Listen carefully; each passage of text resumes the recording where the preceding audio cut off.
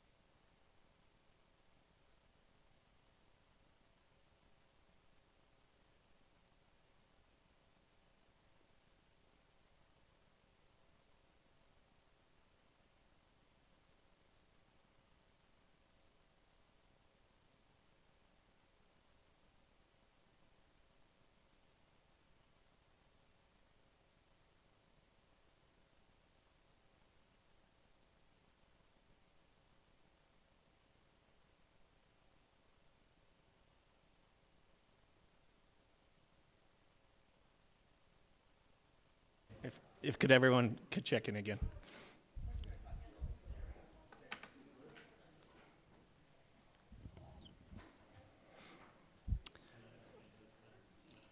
All right. Good evening. I'd like to call to order the Butte-Silver Council of Commissioners Committee of the Whole meeting for Wednesday, February 28th, 2024. Clerk, can we have...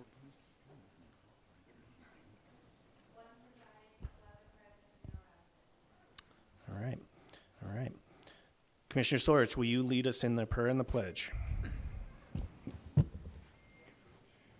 Thank you, Mr. Chairman, fellow commissioners. Almighty God, we implore you, look upon us and guide us this night as we make decisions which will greatly affect our community of Butte-Silver. Direct our thoughts, words, and deeds so that we please you and best serve our fellow citizens. Amen. I pledge allegiance to the flag of the United States of America and to the republic for which it stands, one nation, under God, indivisible, with liberty and justice for all.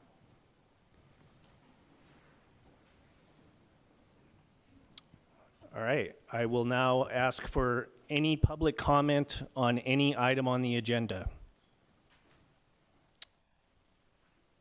And please state your name and address for the record and try to keep it 3 minutes or under, please. Yeah, yeah.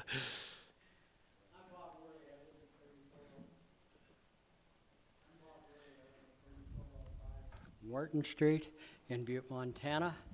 And I'm happy to be here, Chairman Sean Frederickson and Chief Executive J.P. Gallagher.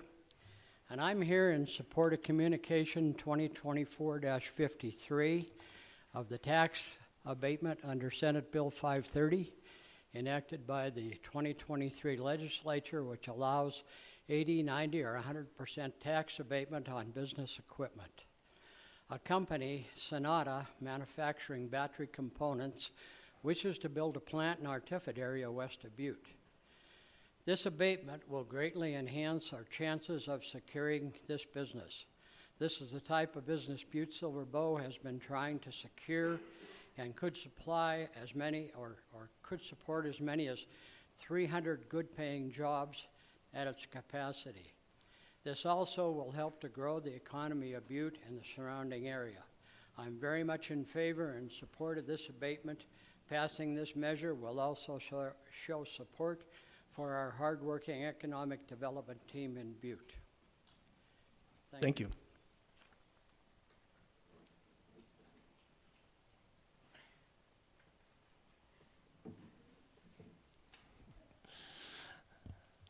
Name and address for the record, please. Mitz Resillian, 815 West Granite. I'm here concerning Communication 2024-71, Second Amended Agreement of Lease between Butte-Silver and Headframe Spirits Manufacturing. I am happy to have the opportunity to review this agreement because I've been interested in it for some time. And I have only one comment that I wish to make, and that concerns item 2, last sentence, which said Headframe will have the right of first refusal for additional lease space within the Kelly complex as it becomes available from City County. But I'm going back because the last sentence in the first paragraph said there are no other changes to the lease will be contemplated other than reflecting the expanded premises. But because the door was opened and included 2 sections, which is an increase in the rental amount and space, in the remedies regarding placing mortgage and lien on the property, and also regarding fair market value, which is in section 3B. I feel that the commission should consider what I have to say about the first refusal clause on the Kelly complex. It comes down to one thing. There is no definition of the Kelly complex in this document. And so, are we to think that the Kelly complex coincides with the premises as identified in this particular document, or is it to include the Kelly mine yard? In the first case, I have no problem. In the second case, I certainly do have a problem.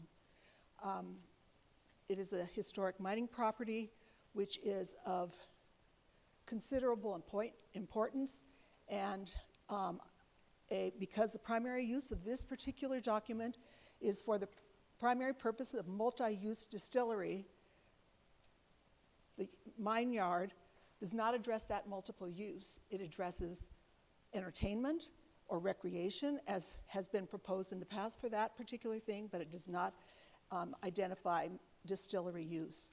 Therefore, I request that the council, if it cannot make an amendment to a redlined document, then it hold it in this communication in abeyance until another redline document can come forward and explain exactly what the Kelly complex is. Thank you. Thank you.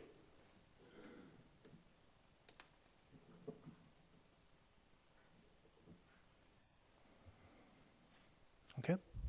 Seeing no more public comment, we'll move to report of the chair.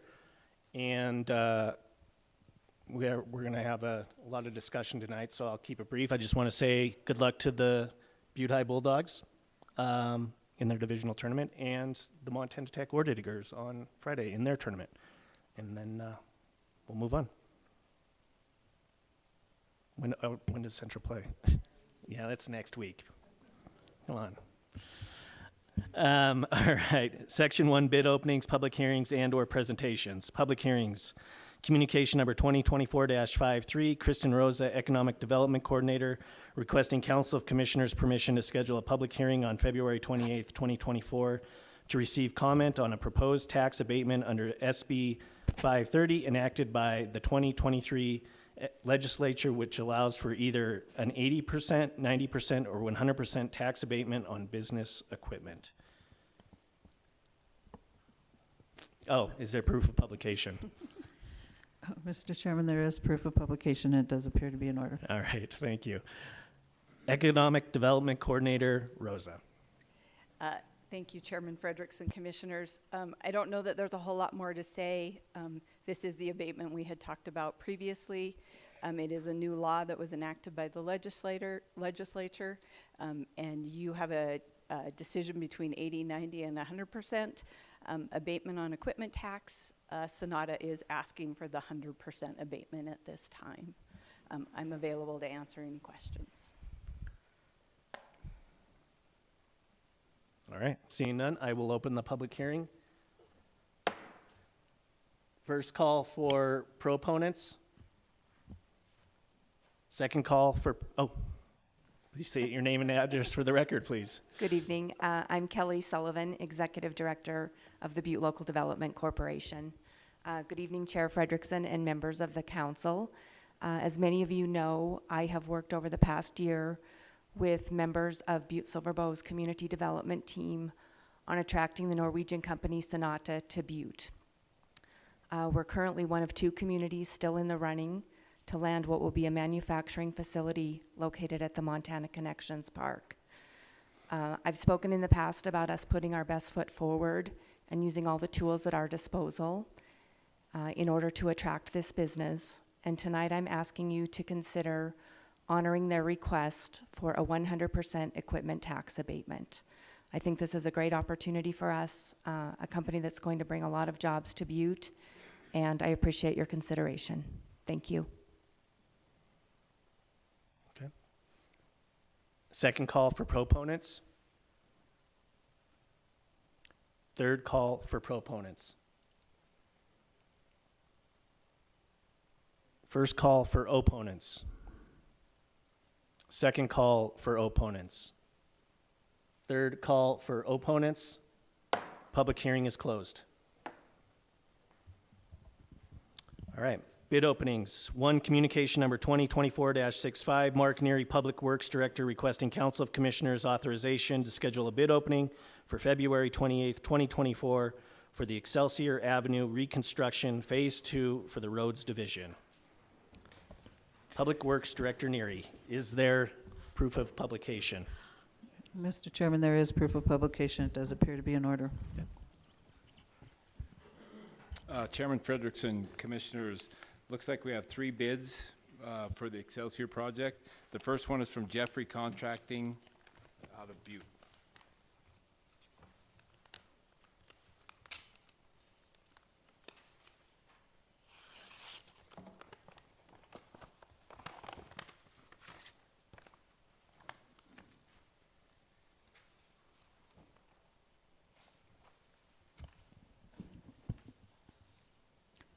And Mr. Chairman, there is a bid bond in the amount of 10% from a licensed surety company that appears to be in order.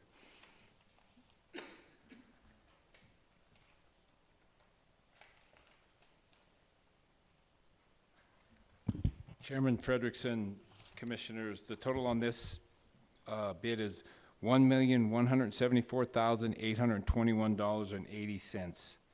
$1,174,821.80. Okay. 1,074,800, no, what? 1,174,000. Oh, $1,174,824.80. $821.80. Okay, sorry about that. All right. The second bid is from Montana Materials and Construction out of Helena.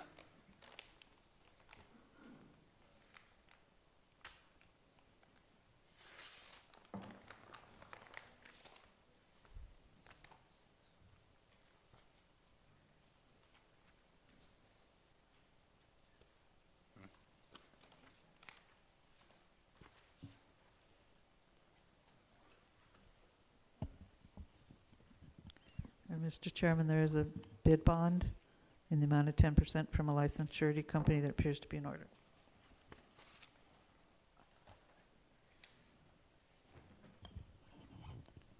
Chairman Frederickson, the total on this bid is $1,203,620 even. $1,203,620. All right. $1,203,620 even. Yes. Okay. The third bid is from Hoffman R&M Services out of Butte.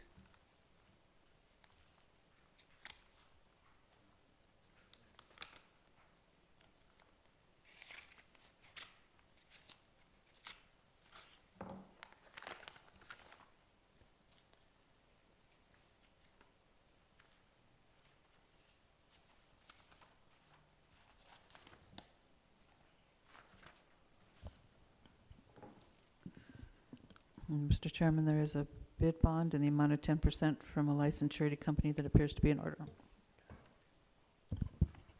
Chairman Frederickson, the total on this bid is $1,198,153.30. $1,198,153.30. Okay. $1,198,153.30. Yes. Okay. I have one question. Do you have an engineer's estimate on this one? $1,280,000 even. Okay.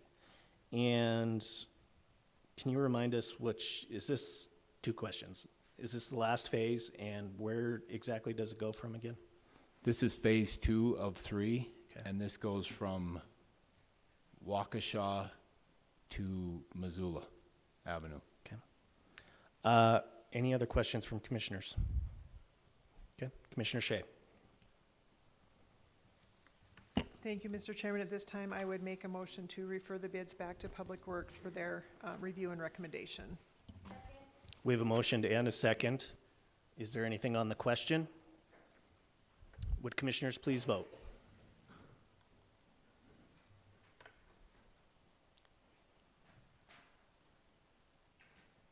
Clerk, will you record the vote? 12 yea, 0 nay. 12 yea, 0 nay, motion passes.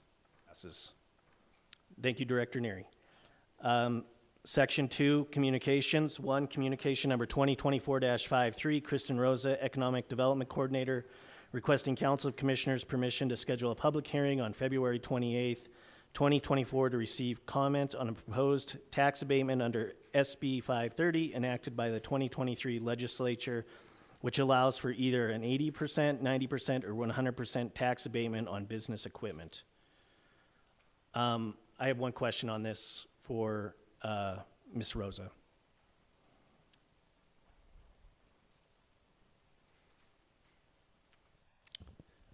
So, is the request for the 100% tax abatement going to come in the form of another communication? Chairman Frederickson, yes. Okay. We will request a resolution. We will then submit a communication asking for permission to ask for a resolution. Okay. Where you'll have to Thank you. I decide. didn't feel it was appropriate to ask that during the public hearing, so thank you for coming back up. Is there any other questions? Commissioner Fisher. Thank you, Chairman Frederickson. Thank you, Kristen. Is this 10-year, 5-year abatement we're talking about? Chairman Frederickson, Commissioner Fisher, this is a 10-year abatement, so it's 5 years at the full abatement, and then it scales back up. So if you do 100%, they'll pay 20, 40, 60, 80, 100 on year 10. Thank you. Any other questions? All right. Thank you. Commissioner Shea. Thank you, Mr. Chairman. At this time, I would make a motion to place communication number 2024-53 on file. We have a motion and a second. Is there anything on the question? Would commissioners please vote?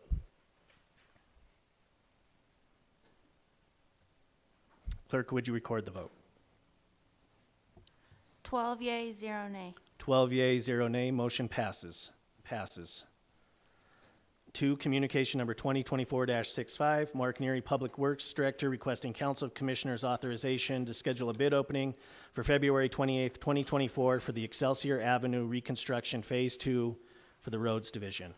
We just had that bid opening. Commissioner Shea. Thank you, Mr. Chairman. I would make a motion to place communication number 2024-65 on file. We have a motion and a second. Is there anything on the question? Would commissioners please, hold up. Will commissioners please vote?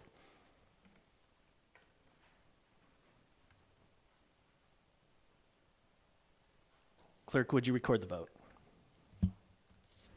12 yeas, 0 nay. 12 yeas, 0 nay. Motion passes. 3, communication number 2024-66, Mark Neary, Public Works Director, requesting Council of Commissioners authorization to schedule a bid opening for February 21st, 2024 for a Vector truck for the Metro Division. We had that bid opening last week. Commissioner Shea. Thank you, Mr. Chairman. At this time, I would make a motion to place communication number 2024-66 on file. We have a motion and a second. Is there anything on the question? Would commissioners please vote?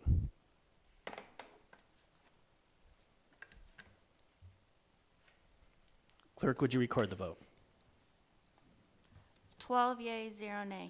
12 yeas, 0 nay. Motion passes. 4, communication number 2024-67, Jim Keenan, Public Water Plant Superintendent, requesting Council of Commissioners authorization to schedule a bid opening for February 21st, 2024 for supply liquid aluminum sulfate to be used at the BSB water and wastewater treatment plants. We had this bid opening last week. Commissioner Shea. Thank you, Mr. Chairman. At this time, I would make a motion to place communication number 2024-67 on file. We have a motion and a second. Is there anything on the question? Would commissioners please vote?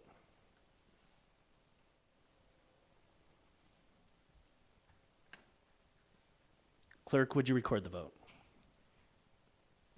12 yeas, 0 nay. 12 yeas, 0 nay. Motion passes. 5, communication number 2024-71, JP Gallagher, Chief Executive, requesting Council of Commissioners authorization to have Chief Executive Gallagher sign the second amended lease. The lease outlines the expanded premises of the Kelly Warehouse Commercial Building and increase to the lease fee structure. Okay, so before we open this up to discussion, I just want to say that I think everyone will agree that that Head Frame Spirits and what John McKee has done for our community has been great. I don't think anyone would disagree with that. But the task at hand right now is for this lease, is this a good lease for the taxpayers of Butte-Silver Bow? So I just hope that we can keep this discussion to what the matter at hand is. And with that, before I open it up, I'd like Chief Executive Gallagher and County Attorney Joyce to talk about the red lines that were provided on the agreement. Thank you, Chairman Frederickson. When we brought the lease to you to be approved, there was some consideration, and the council asked us to look at item number 16 and number 4 on how it read. One of the considerations was Head Frames able to lien the building, put a mortgage on the building, and so in line item 16, that was addressed working with the county attorney and Head Frames attorney. They drafted the language that clarifies that they're not able to lien the building itself, but they are able to lien the lease on there. And then going back to item number 4, one of the considerations was, having ability to look at where the Butte-Silver Bow and Head Frames every 5 years would come back together and meet to look at the costs of the lease, what the charges are, and that would be reviewed every 5 years. And then I guess the third thing that was asked was, about pretreatment. So those were the three considerations that were asked there. And so I'll let County Attorney Joyce kind of talk through how we came to the lease agreement here in the Red Line Edition. Okay, County Attorney Joyce. Thank you, Mr. Chairman. As the Chief Executive indicated, those were the three concerns that we had heard. In regard to paragraph 16, there seemed to be a concern about whether or not Head Frames was actually mortgaging property that was owned by the city, county, or being able to lien publicly owned property. And the intent of the language was to allow them to place mortgages lien on their leasehold interest. And I did go ahead and talk to our bond counsel just to verify whether or not a leasehold deed of trust would place any pecuniary liability on the city, county, and she indicated that it would not. So what we did was try to clarify that language to make it just more specific, to say that the only thing that they're placing mortgages and liens on are their leasehold interest in the premises, in the buildings that they've made improvements on. And in regard to the second question about why there would never be an increase in rent, the current lease, which as everyone knows is an amendment to a lease that the parties have already entered into and are contractually bound to follow, does increase the rent to market value right now. And the agreement was then that the parties would meet every 5 years at the end of every term, and each party, and then you would each make your case as to whether or not the lease payment should be changed. And then the final thing in terms of pretreatment, I think Director Neary's here if there's any specific questions, but as advised last week, they're under a compliance plan and we don't believe they're currently in breach of the agreement, but obviously they would be required to continue to comply with all city, county, local laws, which would include our pretreatment ordinance. And that would be a continuing obligation for Head Frames to follow.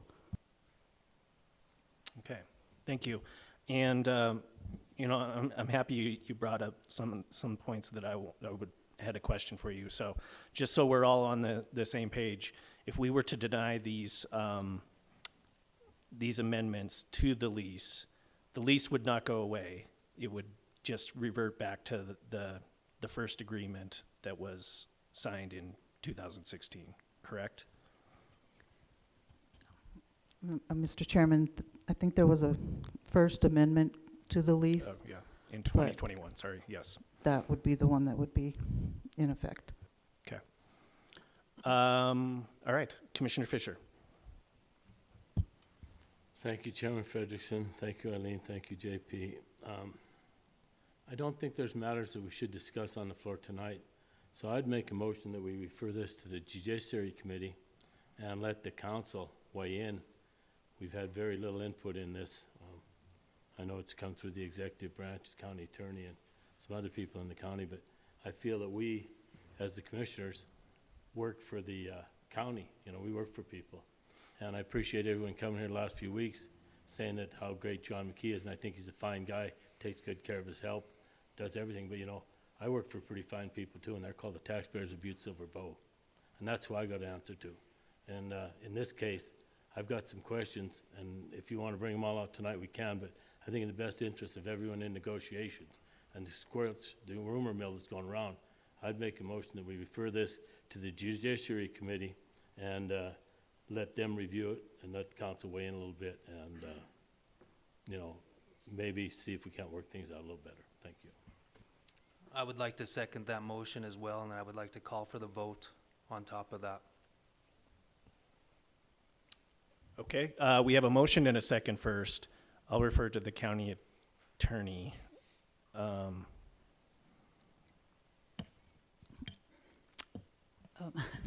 Mr. Chairman,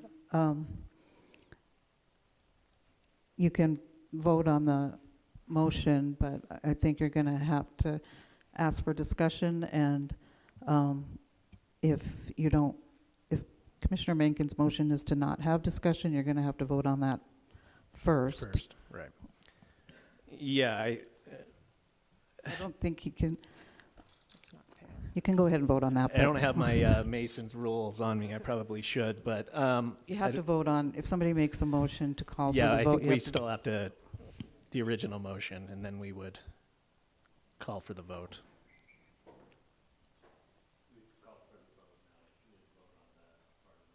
Okay. I mean, wouldn't that be two separate motions, so? Right.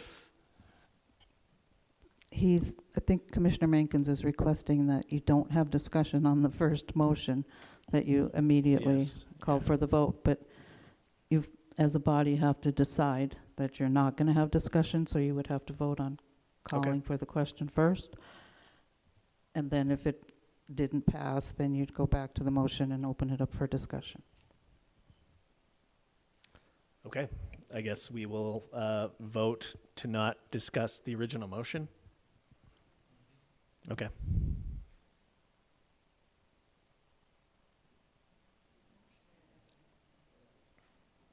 Yeah, so I guess the motion to not vote died with lack of a second, right? Okay. Will you restate your motion, please? So, thank you, Chair Frederickson. My motion was a second, and then I also said I would like to call for the vote. Second. Okay, we have a motion and a second to call for the vote. Does everyone understand the motion? No, okay. The first motion, or the motion from Commissioner Mankins is to not discuss Commissioner Fisher's original motion. Point of clarification, yes. Yes, I would say so. Yes. Okay, Commissioner Shea. Thank you, Mr. Chairman. This was obviously pre-planned, and I don't appreciate it.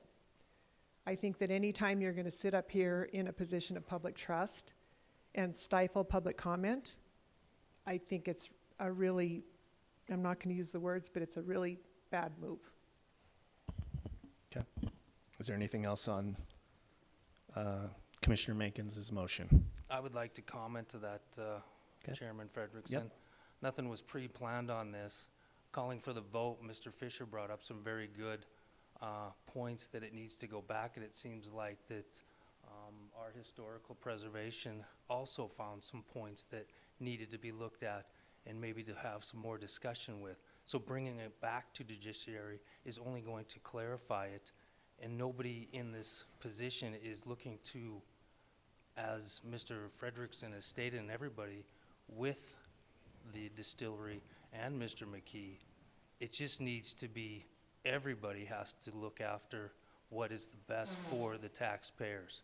So the only way that we're gonna figure this out is going to the judiciary body and figuring it out, bringing it back to this body so we can get it right, and being very transparent with everyone and the taxpayers. Okay. Is there any, Commissioner Shea? With all due respect, Commissioner Mankins, we're all here right now.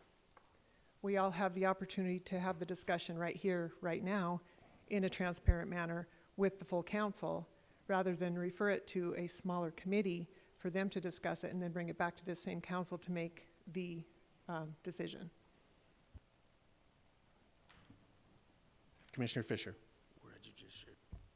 Thank you, Chairman Frederickson. With all due respect to everyone involved, you know, I think I've got about 8 or 10 questions, and if you want to sit here all night and discuss these, that's fine, but I think it'd be better off if we, voted to see if you want to take the vote now. That's what we're up against right now.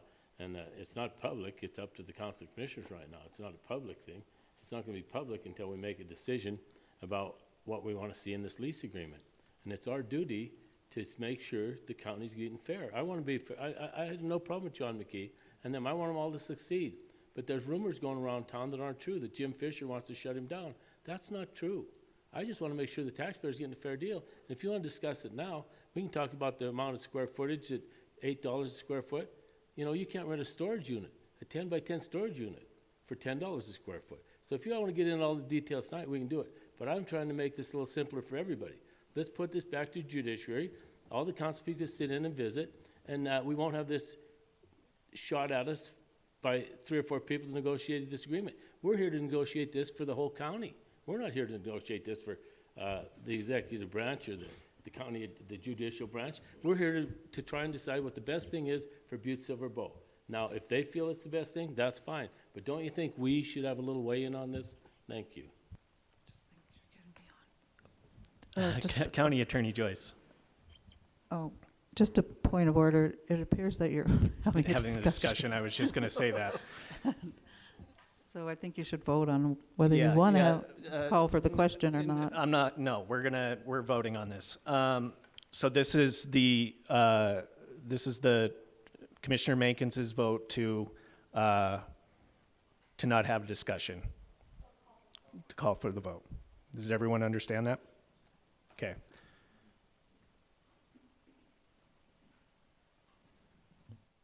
Okay, commissioners, can you please vote?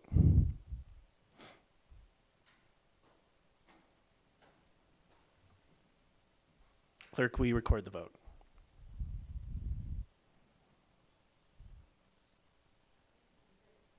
Six and six, motion fails.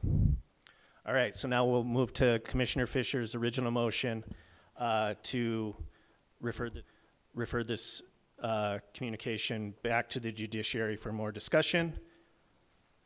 Is there anything on the question? Commissioner Callahan, thank you. Thank you, Chairman Frederickson. If we back up a ways, this came to judiciary 6 weeks ago, 5 weeks ago, and judiciary voted to send it to council, full council, so everybody could have discussion. It came to full council, 3 people spoke, and they turned around and kicked it back to judiciary. How many times do we want to kick this down the road and not settle what we need to settle here tonight?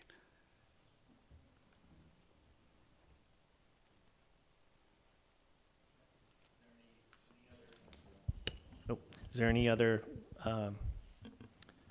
questions on the motion? Commissioner Sorge. Well, this rule isn't used very often. I'd like to change my vote. As long as I'm on the upside, I can change my vote, correct? On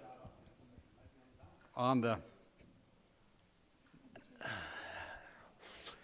Well, I'll have to refer this one to... Are you trying to make a motion to reconsider a prior vote?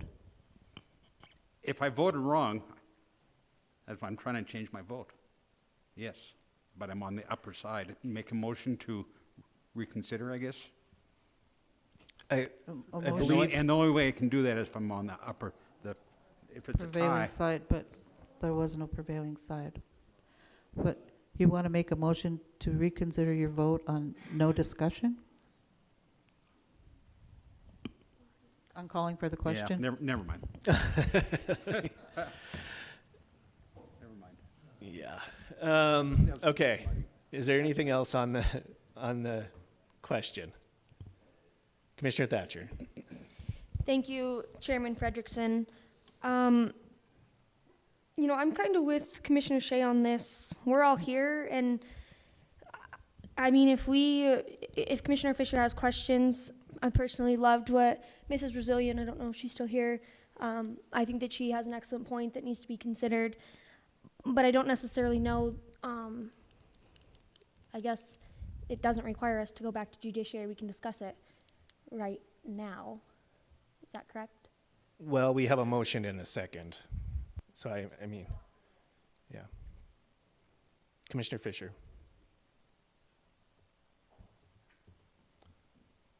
So we're not supposed to be discussing it. And the thing is, if we discuss it on the floor tonight, we can't make no amendments to the lease tonight, sitting on the floor.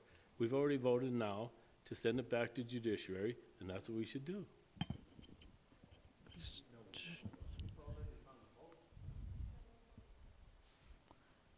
Yeah, we haven't voted yet on to refer it back to judiciary. All right, is there anything else, any other questions on the motion to refer this back to judiciary? Commissioner Anderson. Thank you very much, Chairman Frederickson. Question for County Attorney Joyce.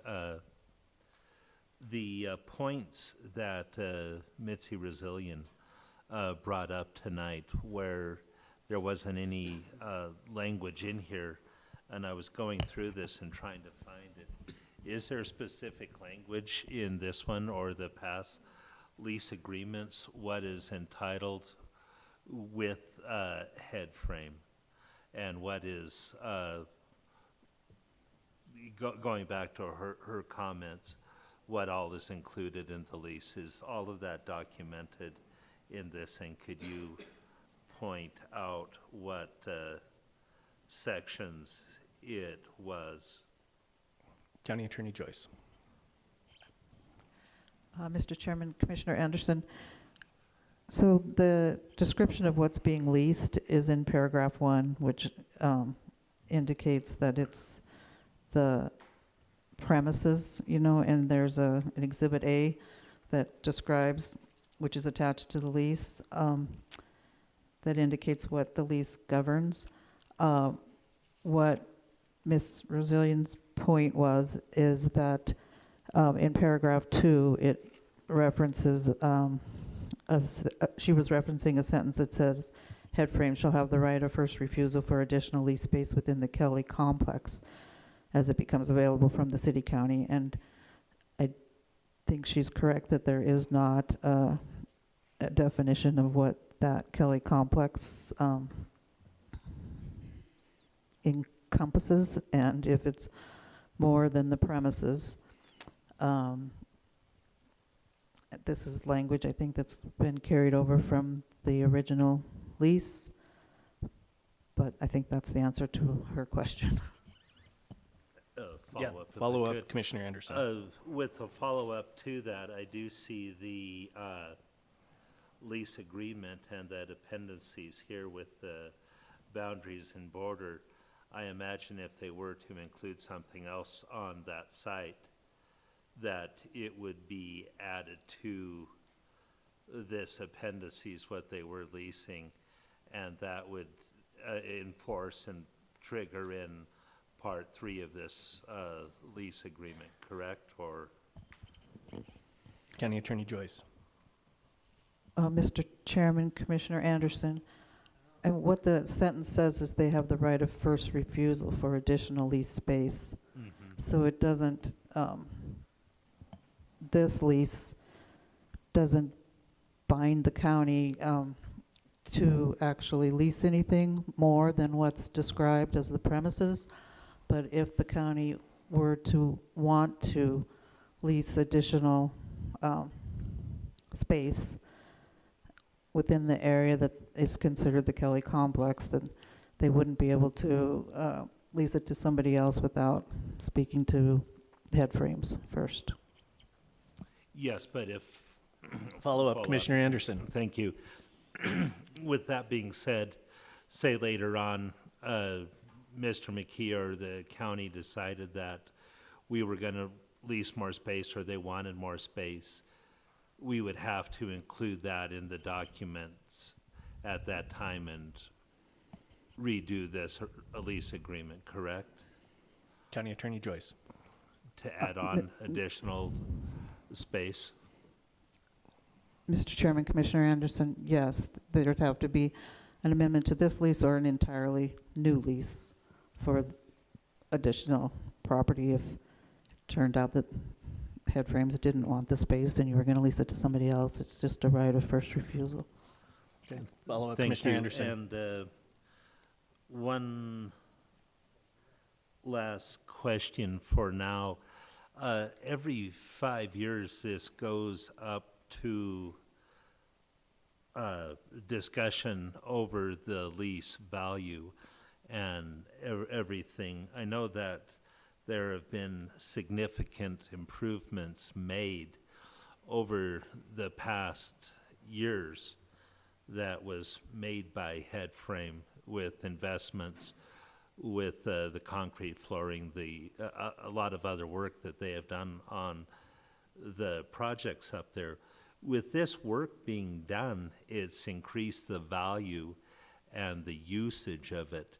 How is the expenses incurred by Headframe, how is that taken into consideration, the improvements they made in the valuation of their property and the rents due when we're figuring that out? County Attorney Joyce, I think. Mr. Chairman, Commissioner Anderson, that would be part of the discussion that would be had, and that's would be, I assume, information that Headframes would bring to that discussion, and the city county could also bring different points to that discussion in terms of how much those improvements have depreciated. I mean, that's the reason to have a meet and confer, so that you can both have an opportunity to decide what would be a fair market value based on each party's positions. Okay. Commissioner Callahan, and then Commissioner Fortune. Thank you, Chairman Frederickson. Yeah, I guess we need some clarification by Mitzi, if she could come up here. Your comment was on the head frame and some of the other properties. Very little of that property is owned by Butte-Silver Bowl. Most all that's owned by ARCO, the ARCO offices, the parking lot, the head frame. We don't own any of that yet. ARCO still owns all that. That is correct.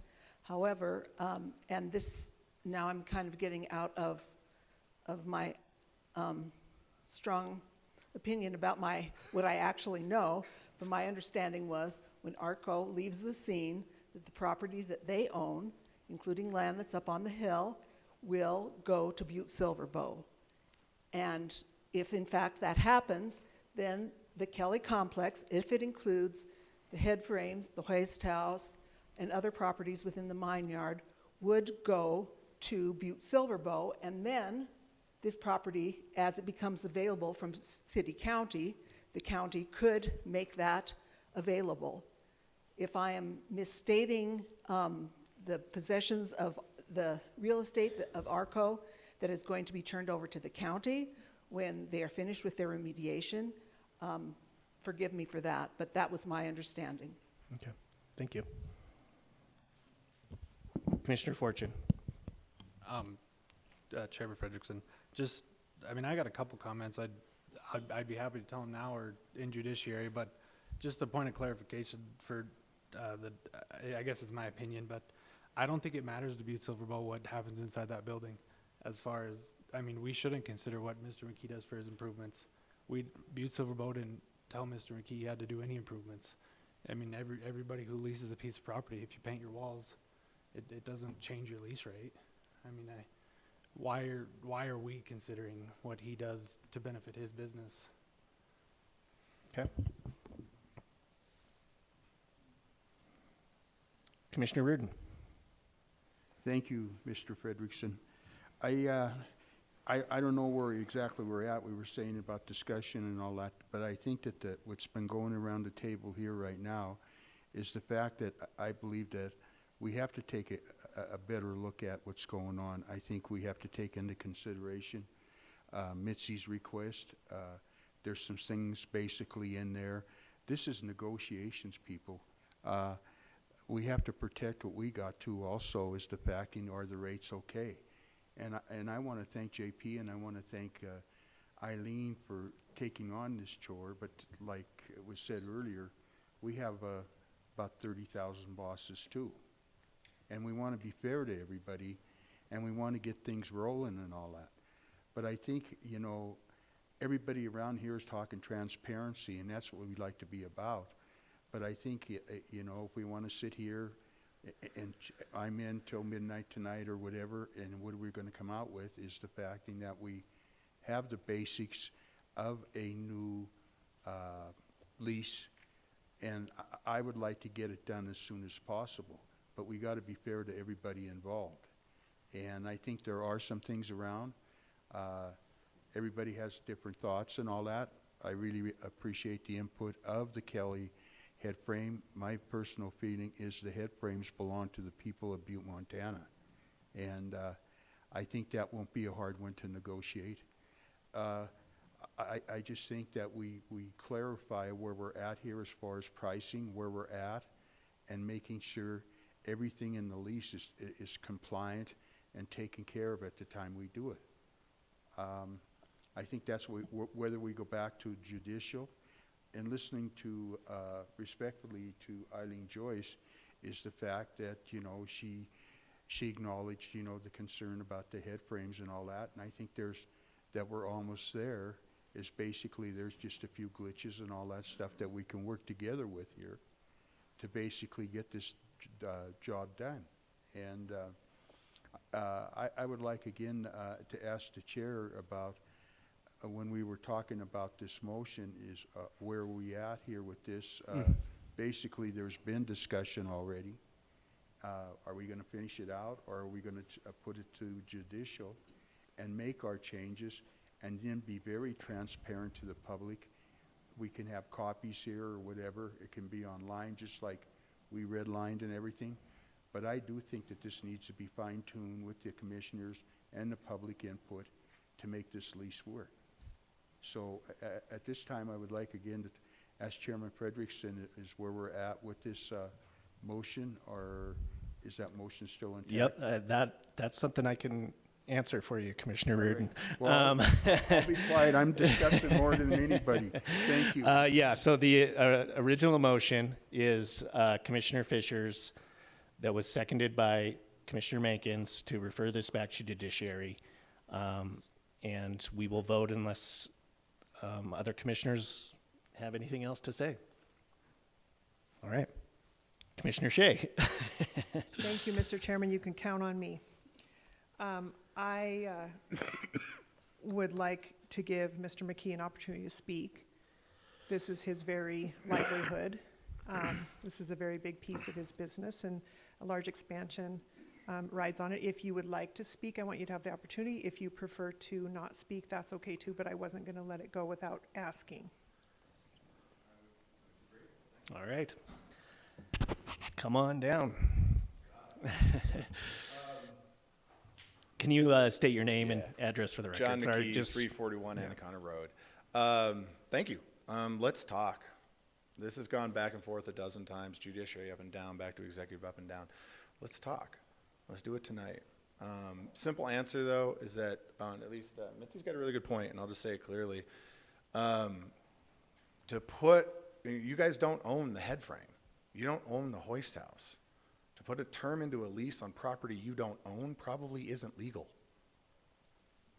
But all that being said, we have publicly said since 2016, since the community development block grant process went through, that we have no interest in ever owning that head frame. And in point of fact, we had stated publicly and in the budget for taking over the site that we would take over maintenance of the head frame that no one is taking responsibility for now. All the paint, all the structural, all the concrete, without having an ownership stake in it. Tell me anyone else who's willing to do that. So I want to talk tonight. I want to address things that are being said, and I'd be happy to clear any issues that people have. But that's only going to happen here, on camera, and transparent.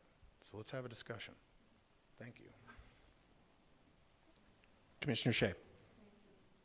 Mr. Chairman, I just want to ask the county attorney to clarify. We are able to make red line amendments to this agreement on the floor, correct? County Attorney Joyce. Commissioner, or Chairman Frederickson, Commissioner Shea, yes, you can make a motion to, amend certain provisions, add things, anything you do tonight won't be ratified until your regular meeting next week. So then what would be on the, if there were amendments made, what would be attached to the agenda next week would be whatever was voted on tonight, to show that whatever amendments are made, if any. Yep. Commissioner Shea. Thank you, Mr. Chairman. And so if hypothetically a commissioner made an amendment to a certain subsection or line or whatever, would each one of those amendments need to be voted on independently throughout the document? County Attorney Joyce.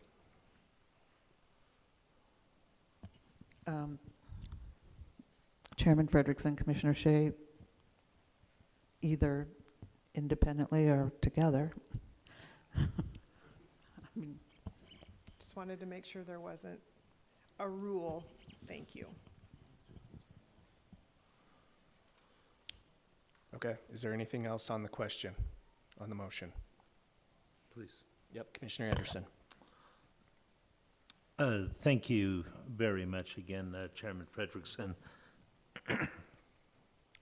I've read and reread this a couple times. There's a lot of things that have been redlined and added to this and taken out that I think is good.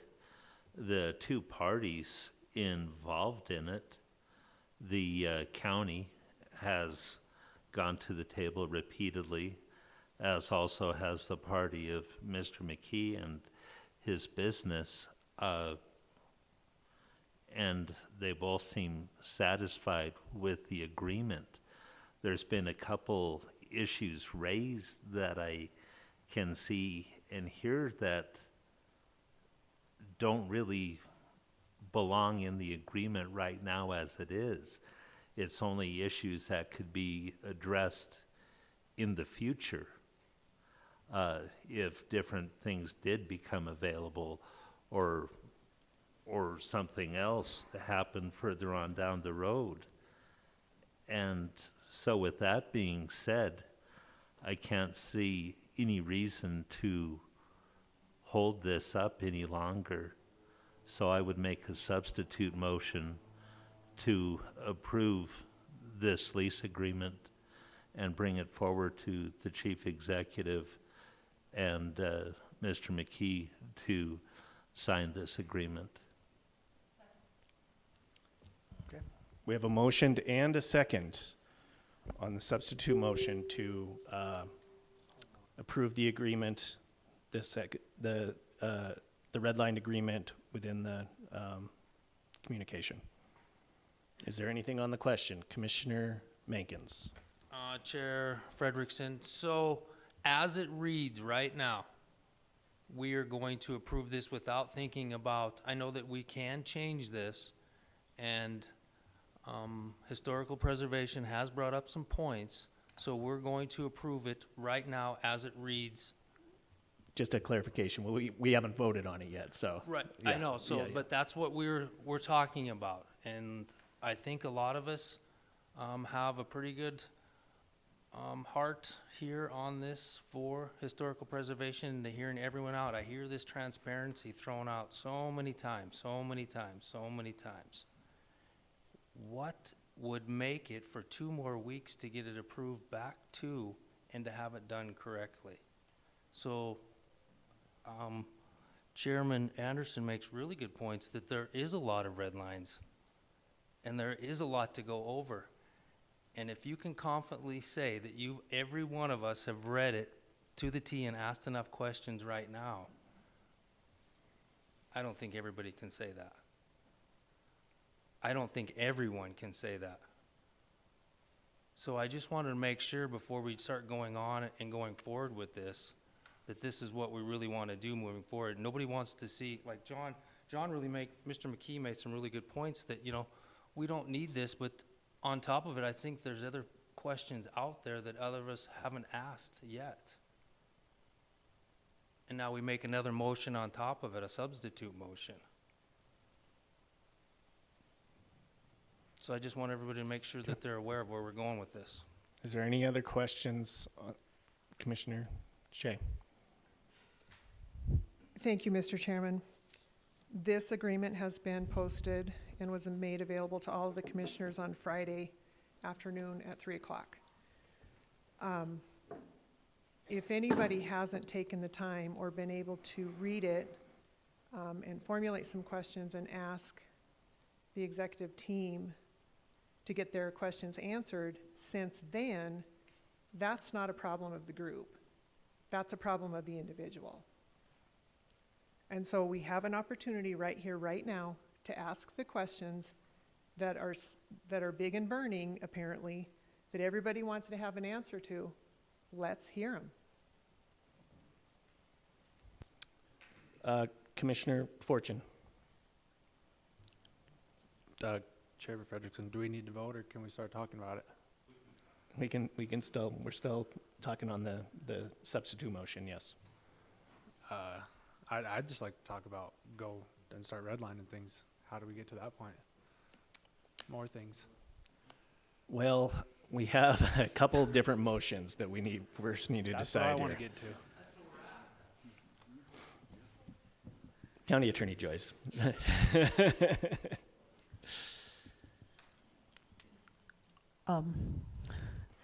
Chairman Frederickson, Commissioner Fortune, right now, the motion on the floor is to approve the lease as it's been presented. And that's what you would be voting on. If that motion failed, you'd go back to the original motion from Commissioner Fisher to refer it to the judiciary. The only other motion that could be made at this point would be a motion to end all motions. And that motion could be that you would want to amend certain provisions of the lease, but you'd have to make a motion to approve the lease with amending whatever sections you're proposing to be amended. Okay. I think it was Commissioner Fisher actually first, and then Commissioner O'Neill. Thank you, Chairman Frederickson. As I referred back to my first motion, there are some questions here that we want to talk about. I just don't know that it's to sit here till 11 o'clock tonight. I mean, I've got 8 or 10 comments and questions. I could bring them up, we can discuss it. But all we're going to do is throw mud all over this thing, and we don't want to do it. No one, I mean, the rumor around that I'm trying to shut down John McKee is wrong. I love the head frame. Everybody loves what they're doing. All I'm trying to say is, let's get the numbers right. Let's get the amount right. You know, I went so far as to have somebody that knows a lot about leases read this today. And you know what they said? There needs to be some changes in it to make it right. And I realize that JP's our chief executive, Eileen's our county attorney. But an independent counsel will look at this and tell you, as a county employee, which I am, and I work for the county, you should realize that we got to take a look at this and make some changes rather than the ones that have been changed. I'm just telling you, it isn't me, it's our community. You know, I mean, I go into things, but why do we need 5-year for, you know, whatever it says in there, it says like 13, if he's gonna buy the place in 4 or 5 years, what do we need 65 years at least for? I mean, I ain't gonna get into all this stuff, but if we're gonna get into it tonight, we're gonna be here for a while, and I'm ready to do it if you guys want, but let's try to set this back, meet with the chief executive, meet with Eileen, meet with John McKee, and let's do some stuff and make this right. That's all I'm asking. But if we're gonna be here tonight, we better take a break, because we're gonna be here for a while. Thank you. Okay, Commissioner O'Neill. I'd like to make a motion that we end all motions and make this happen tonight. I don't have to be home till 1. It's my curfew to this evening, so that's my motion. Second. Okay, I have a question on what you have to explain your motion exactly what we're going to be doing. To put it on the floor and amend the contract. Call out red lines if we want red lines. Let's go. I want to amend all motions. Okay. End. Thank you. Not amend. Okay. End the So we had a motion and a second. Who seconded that? Sorry. You did. Justin did. Okay. Commissioner Anderson.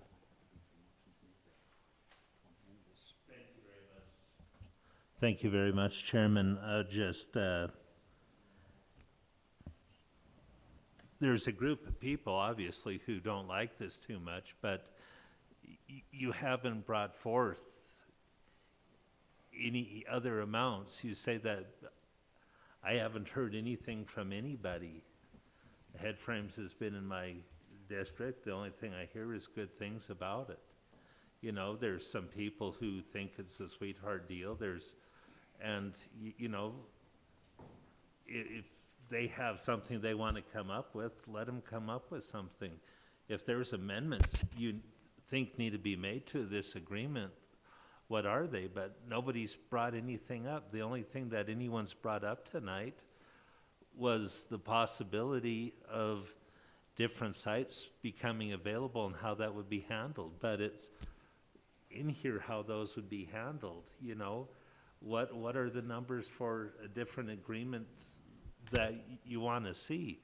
If there's no amendments being made, but you're not happy with it, vote no on it. But as it stands, I guess it's time to have a vote on it, or to start putting out ideas for amendments. But like I said, I read it quite a few times. I don't see anything. I haven't heard anything.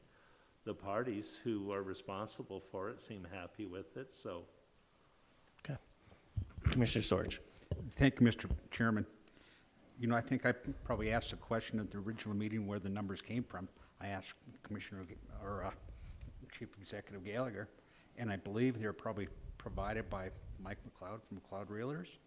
And from what I understand, Mr. McLeod is probably one of the top appraisers in the state. There's very few people that do that for that industrial type of, from what I understand. You know, so we had a professional look at the numbers, you know, so they just weren't thrown out there. That was one of the first questions I asked, where the numbers came from. Okay. You want to talk about that, Chief Executive Gallagher? Thank you.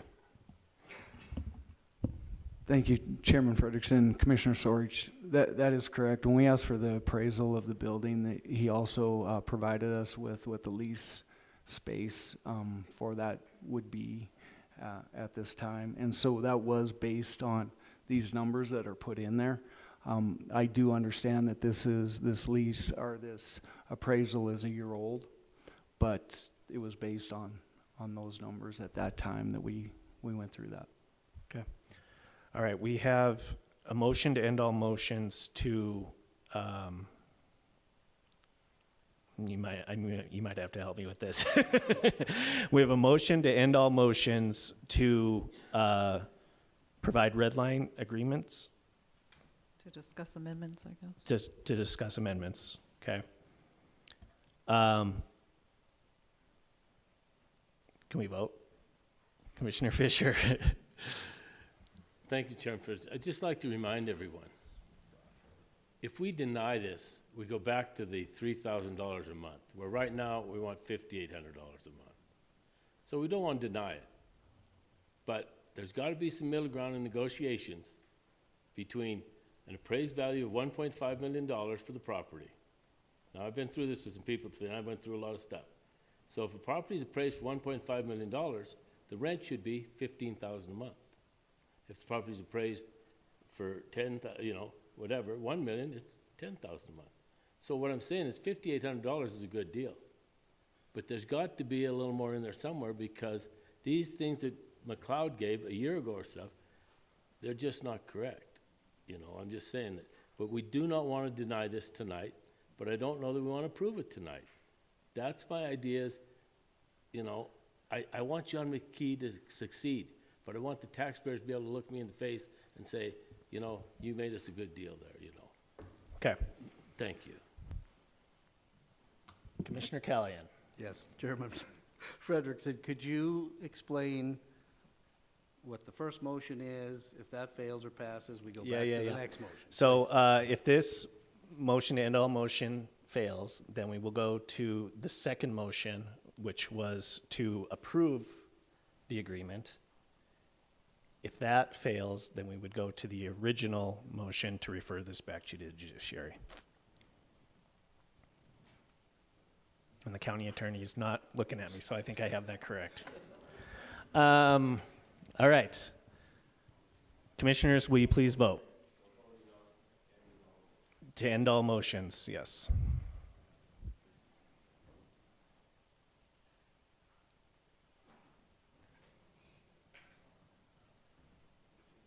Clerk, will you record the vote?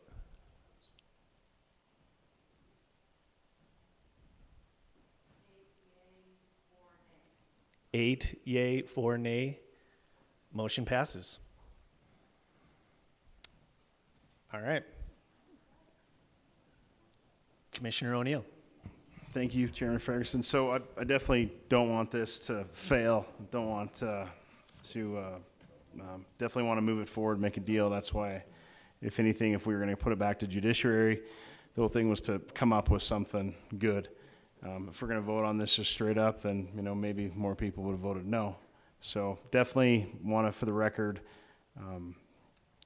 Head Frames, John McKee's done I envy what you've done. I think it's phenomenal. Definitely brag about it when I'm out of town. Would fight for it out of town. Trust me, I give my family bottles of this stuff, and I've been sick off your stuff before too. But regardless of that, one of my things I want to talk about is in 16. It says, Head Frame shall not place mortgages or liens on premises. However, Head Frame may place liens, mortgages on the lease, or, thank you.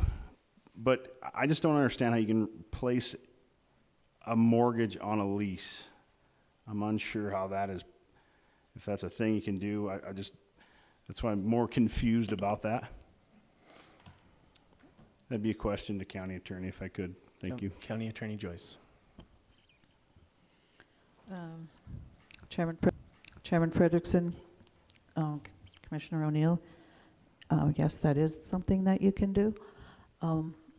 And it is something that Mr. McKee has already done and is legally allowed to do.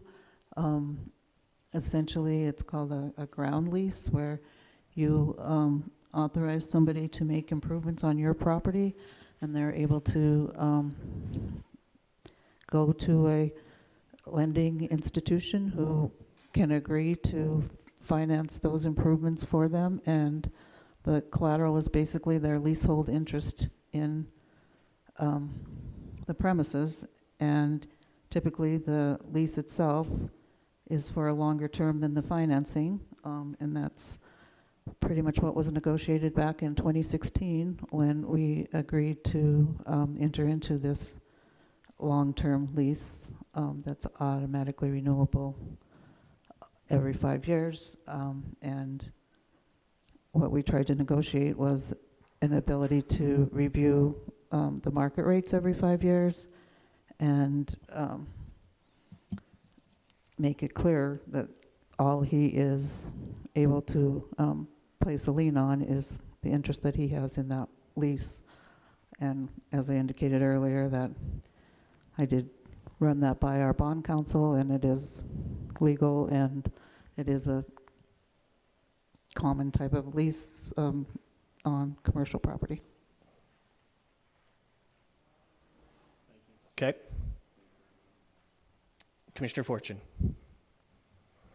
Chairman Frederickson, I'll start at number 2, I guess, where it says automatic renewal. I have a question just for some clarification, but to me it kind of contradicts Article 2 and Article 3 contradict themselves. If it's an automatic renewal, and then when you go to the Section 3B, it says both parties shall meet every 5th anniversary and effective date to consider basically consider the rates. I mean, shouldn't the automatic renewal be taken out if we're going to meet every 5 years and discuss? County Attorney Joyce. Chairman Frederickson, Commissioner Fortune, the renewal is just the term of the lease, and the meet and confer is on the rate. So it doesn't change the term. You're just agreeing every 5th anniversary to look and see what the fair market value that you're paying as rent, but it doesn't terminate the lease. Yep. Follow up, Commissioner Fortune. I guess I'd I don't know how do we make a motion to change something? Is that what we're doing? So, and correct me if I'm wrong, County Attorney Joyce, I don't think that we can make changes to the original agreement. We would be making changes to the Second Amendment. Is That's that fine. correct? Because in order for both parties would have to completely start over, both parties would have to agree to terminate the original agreement and start completely over. Do I have that correct? Chairman Frederickson, if I understand your question, what's before the council obviously is a request to amend the 2021 lease, which was an amendment of the 2016 lease. So if you are making any changes, it would have to be to the lease that's in front of you that, as Commissioner Shea indicated, was available since last Friday for any questions that people might have had. But yes, if you wanted to make amendments to what's in front of you, it would be this second amended lease, and you would have to have the concurrence of Mr. McKee, who's the other party to the lease. Okay, follow up. Commissioner Fortune. So for this lease, I'd like to see automatic renewal taken out. As Commissioner Fisher stated, we've been told that this building was going to get purchased. 75-year lease is unheard of.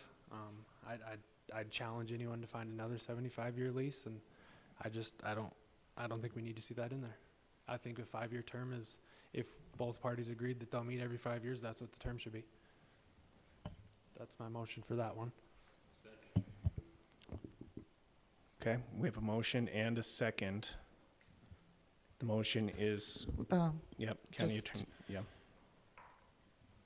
I don't think that you can unilaterally decide that. I mean, as Mr. McKee's here and he wants to have that discussion, but if he's not in agreement with that being changed, then it's not something that you can unilaterally vote out of the lease. Again, he may not be able to. I'll let him speak for himself.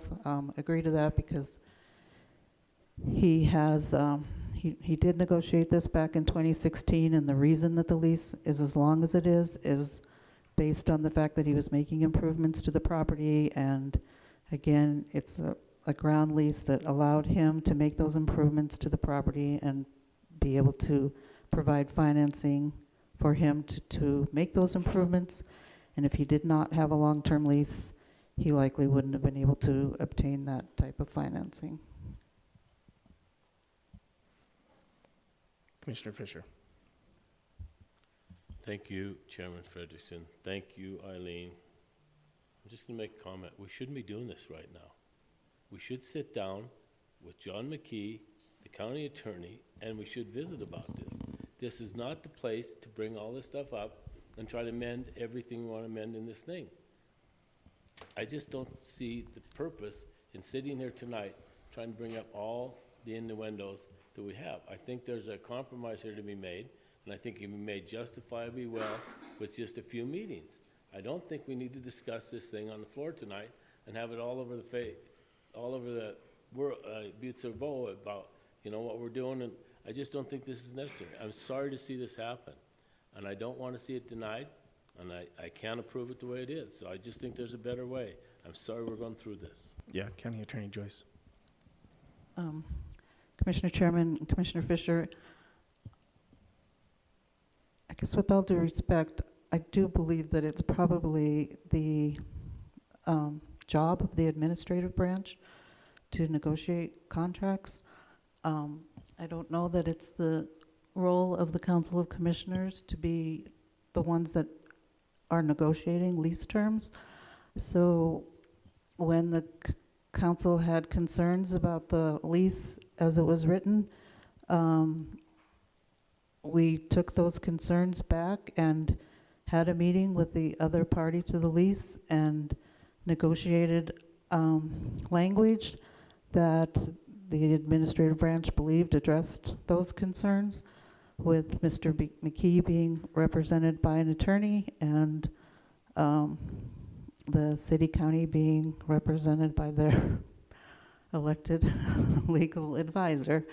And again, at this point, trying to take out a term which you might not believe is fair, it wasn't what the original negotiation included, and there was, discussion all along about whether or not Headframes would be able to buy this property, but at the time there was discussion and disagreement about whether or not that was what was going to be the recommendation. Some people did not want to sell the property, some people did. So this long-term lease was the compromise that was reached, and it did allow him to make improvements to the property and obtain the financing in order to do those improvements and to bring this business to Butte-Silver Bow, which at the time the council and the executive branch determined was a good decision for the community, because they believed that it was a good economic decision, that he was bringing this business, which has proved to be successful. So once again, if you, as you stated, if you don't approve this lease, you do have a contractual obligation under the first amended lease. And the reason this was brought forward, as he indicated, was that he wants to expand a little bit, and he also needs the additional space in order to be able to comply with his pre-treatment obligations. And it did, based on the council's concerns, give us an opportunity to clarify his ability to lien the property, and also to be able to clarify that we would bring it up to what was an appraised market rate, and an opportunity to then review those rates, with each side being able to make arguments about what would be fair in the future. Follow-up, Commissioner Fisher. Thank you. I agree. But, the thing about it is we're amending a lease. We're amending it. So in other words, what you're saying is, you council commissioners tonight, you either got one choice: deny it and he goes back to 3,000 a month, or accept it for 58. You have no input. We can't change nothing. That's what you're just saying over here when we want to change all these things that redline our part. We've never had no say in it. I made an appointment with JP one morning to go meet about him. It's supposed to be Tuesday at noon, and I got an email in the morning that he couldn't make it. So don't tell me that we've had input. We have had no input. The Judiciary Committee might have had a little input, but don't tell me that as a full commissioners, we've never had it. Yeah, you did. I got the email. Ask McKinsey. Point of order here. Commissioner Thatcher. Thank you, Chairman Frederickson. With all due respect, we did have input. I mean, in order for these red line changes to be made, that was based on input that us, Council of Commissioners, had the concerns about. So I guess, Commissioner Fisher, if you have more concerns, and instead of sending it to Judiciary, hold it, and then vocalize your concerns if that's what you feel like is necessary. But for us to act like we have had absolutely no say in this, Commissioner Fortune brought up an excellent point, and we're here because of his point. We've had say. So I think that needs to be taken into consideration, and I really think that we just need to act in proper faith right now, and really take a look at all aspects of what's going on, I guess I'd like to say. So thank you, Commissioner Frederickson. Commissioner Fortune, and then Commissioner Reardon.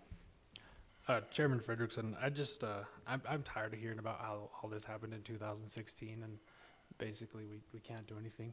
We're here now talking about the lease, and I wasn't there in 2016. I would have never voted for this in 2016, but it's my job to do my constituents a good job right now, and that's what I'm trying to do. So just because it happened in 2016 doesn't mean we can't try to make it better. Okay. Commissioner Reardon. Thank you, Chairman Frederickson. The only input I have right now is the fact, and listen to County Attorney Joyce, is the fact that we have this document being presented to us. We did have some input, but we also had a document come back to us redlined, all right? So I guess we can stay here till hell freezes over and fight about this and all that stuff. But the deal is that right now, according to County Attorney Joyce, and she may correctly I respect what you said, is the fact that where we're at here is basically to approve this because it has been brought to this council by the executive department for the approval of the lease with the red lines. So, correct me if I'm wrong, so where we're at here right now is the fact that we can either vote to accept as is and move on and say everything is hunky-dory, or we can take a vote and basically on the document that has been presented to us and deny that. Is that correct? Chairman Yeah, go ahead. Frederickson, Commissioner Reardon,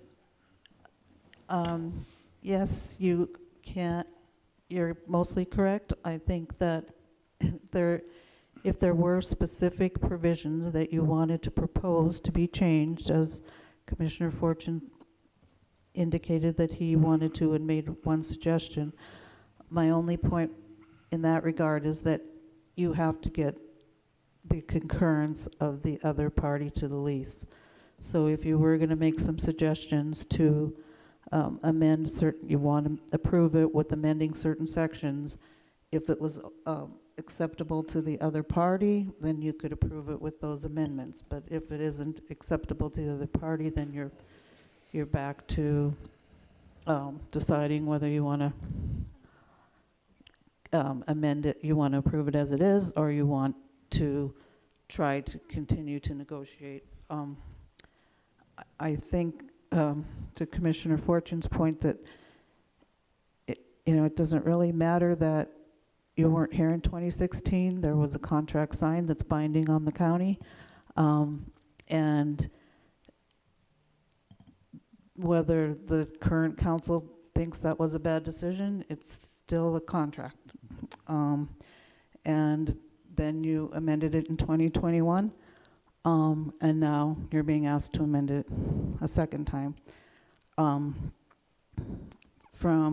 the executive branch's perspective, the amendments are favorable to the city county because it does increase the rent, and we believe that it is reflective of the market rate, and it also gives the opportunity to consider changing that every 5 years, which is not something that you currently have in the lease that you're being obligated to follow right now. Follow-up, Commissioner Reardon. Thank you. So I get everything that you said. So basically then we could sit here till we're blue in the face and all that and put this stuff together, and at the end of the evening, Commissioner Fortune, Commissioner Fisher, we have some good comments over here and all that stuff, is that basically it is what it is, that probably the reasoning I get out of here, or get out of this gathering, is the fact that we are here tonight to approve or basically deny this lease. Is that correct? As written? With the red line items, okay, is that true? Chairman Frederickson, Commissioner Reardon, yes, unless you wanted to change another term, but only with the concurrence of the other party. Well, one more time? Yep. Okay. Follow-up, So Commissioner Reardon. we have this gentleman here. We have everybody here and all that. And, I've read that copy probably 5 or 6 times. There's input for this one, there's input for this one. I don't think that the document we hold right now is acceptable to a lot of people. And I'm not being critical because I know the work that both parties have. It is a lease. It is a public property. And the thing about it is I think that there again, we're looking at here, yeah, we can make changes.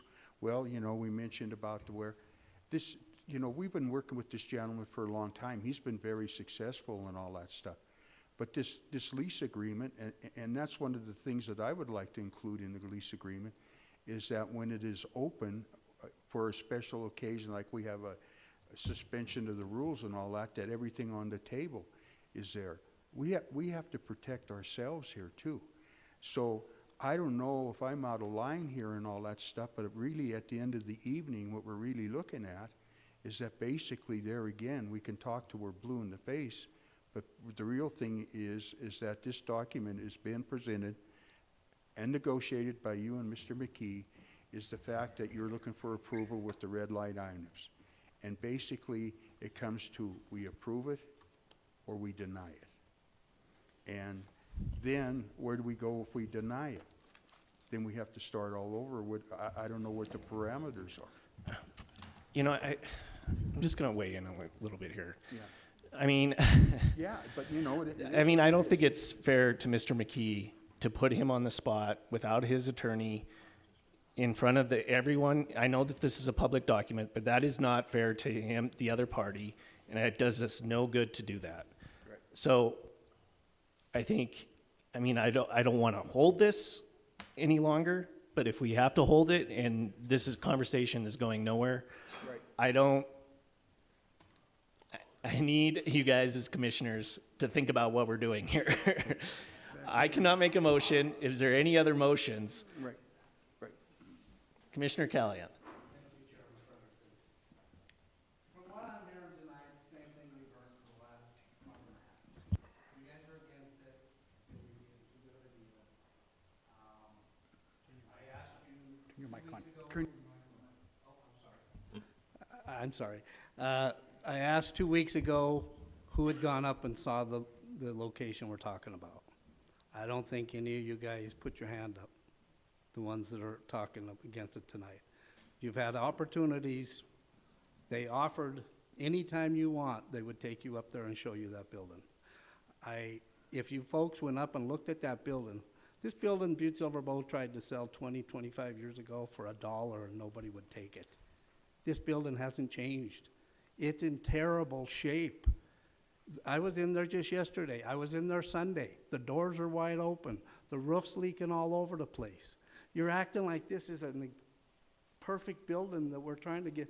Mr. McKee's being more than generous for what he's offering to lease this thing for. Please go up there tomorrow and see what you're talking about. How do you make a decision on something you don't even go look at? Okay. Commissioner Mankins, I think you were next. Thank you, Chairman. And I think those are great points, Commissioner Callahan, but, you know, nobody disagrees, like we've all said, about John McKee and what we think he's done an outstanding thing. Yeah, we've tried to, along with the red line, and it's about the 75 years and the lease agreement, that was brought up by, I think, all of us. And it's been brought up for several weeks now. That seems to be either fallen on deaf ears or we don't know about that. That hasn't come into the red line. One other thing that I just want to bring up again is that County Attorney Joyce brought up that the pre-treatment obligation, and she talked about compliance. I guess, you know, those are some of the things that the public has asked about as well. Are we in compliance? Are we out of compliance? What is the discharge levels? What are the levels coming out? Has anybody been fined? I know I'm going to spew out a few of them. So has anybody been fined? Have they been fined? Is there, moving forward, if they are out of compliance, is there something that has to be, I know that there's the line that there's going to be something in place, but what are those penalties if we are out of compliance? I mean, we spent $1 million or so, you know, on this water treatment, and we all talk about our water and what we're supposed to do for human health and what we're going to do. We just have to make sure of these specific things that we are in compliance, if that's the pre-treatment obligation as county attorneys stated. Is that a question for Director Neary? That would be great. Thank you. Yep, thank you. Commissioner Mankins. Thank you, Chairman Frederickson, Commissioner Mankins. Head Frame Spirits is under a compliance schedule. As you remember, when we brought the ordinance to the council We had both Montana Craft Malt and Head Frames up here talking about their pre-treatment program and stuff. We agreed when the ordinance was passed that we would work with both parties. As Mr. McKee indicated last week when he was speaking, I spoke sternly about what's going on. It's been a rocky road with Head Frame Spirits. He did say he has a compliance schedule, so that makes him in compliance. That's partly true. There's 6 items on the compliance schedule. He's out of compliance on 3. Your question was, are there fines? There are fines administered. They started February 13th, and I believe the next one will be March 1st. The ad in the paper about notice of violations and not sure what the other, I can't remember what the other one is, but there has been lots of concerns. It's been a rocky road and a tough trail with Head Frames.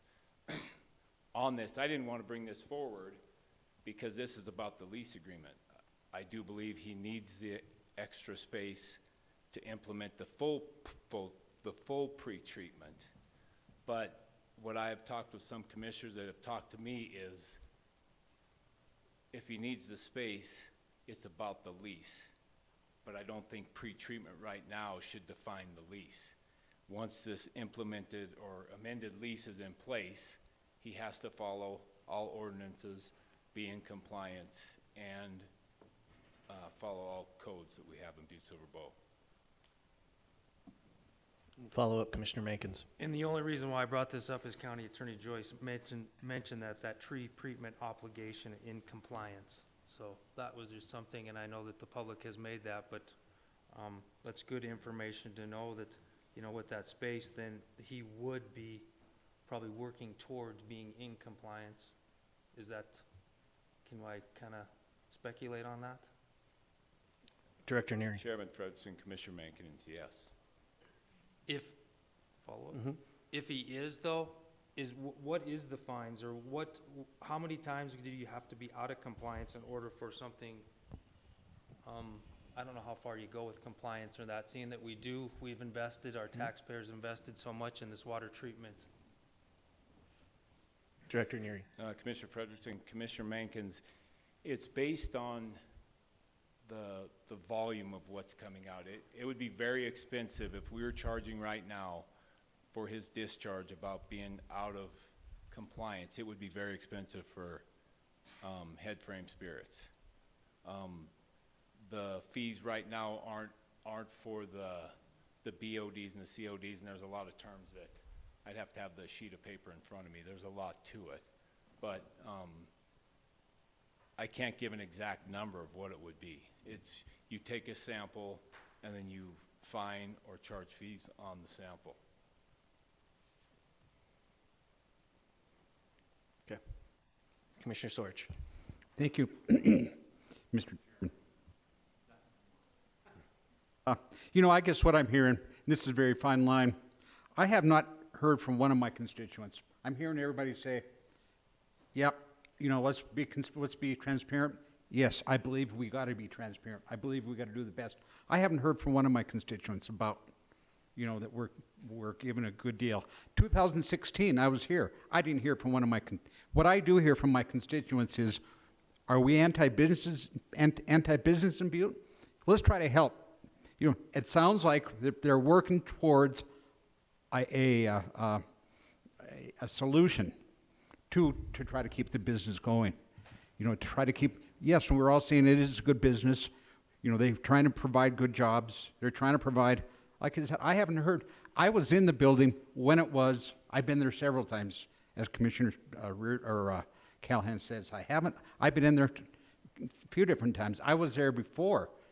In 2016, it was leased out. Someone stole every bit of copper that was in there. It used to have all the big breakers. It had all the large hoists. It had the plumbing. It had whoever it was leased to. They stole every bit of copper out of there, and it was a mechanic shop that left it in a mess. You know, so I can get. There's nobody knocking on the door right now that wants to do anything else. You know, so what I'm hearing, do we want to be a good help businesses and try to That's my 2 cents. Yep, okay. Commissioner Fortune. Chairman Frederickson, my first comment, when we keep talking about how we're getting more money for this building, there hasn't been a rate increase since 2016. There's been a square footage increase. So the amount of money we're getting doesn't come from increased rates. I think everybody here knows that since 2016, rates on anything have went up. And then I don't need to take a tour of Headframe Spirits to know that. We talk about pro-business. Are we gonna set a precedence here by charging $5,800 for a 66,000 square foot piece of property when a quick Google search on any real estate website would show that any lease is well above that? Are we pro-business, or are we gonna hurt every other landlord or developer that's trying to make a living in this town because Butte-Silver is gonna give these bottom barrel rates?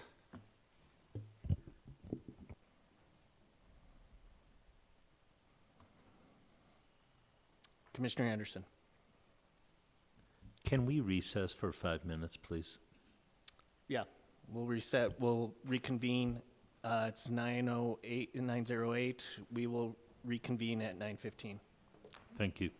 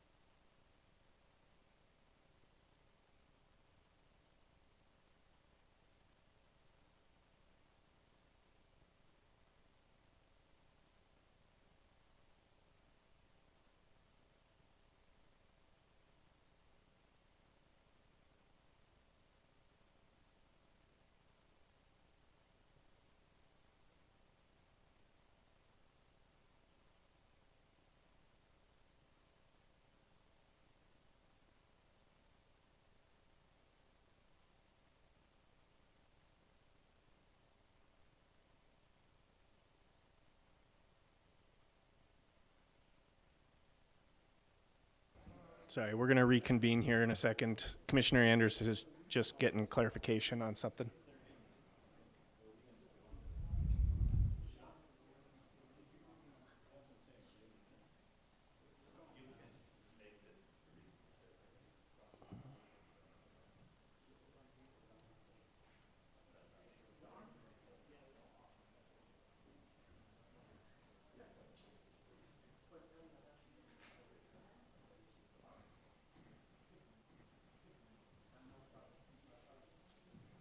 All right, welcome back.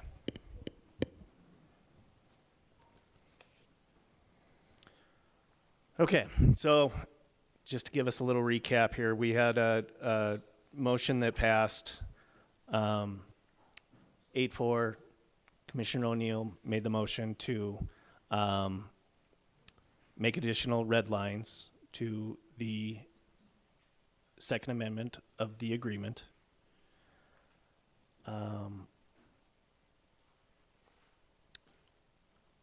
Are there any specific red lines that we can talk about? I guess we'll start there. Commissioner Anderson. To that point,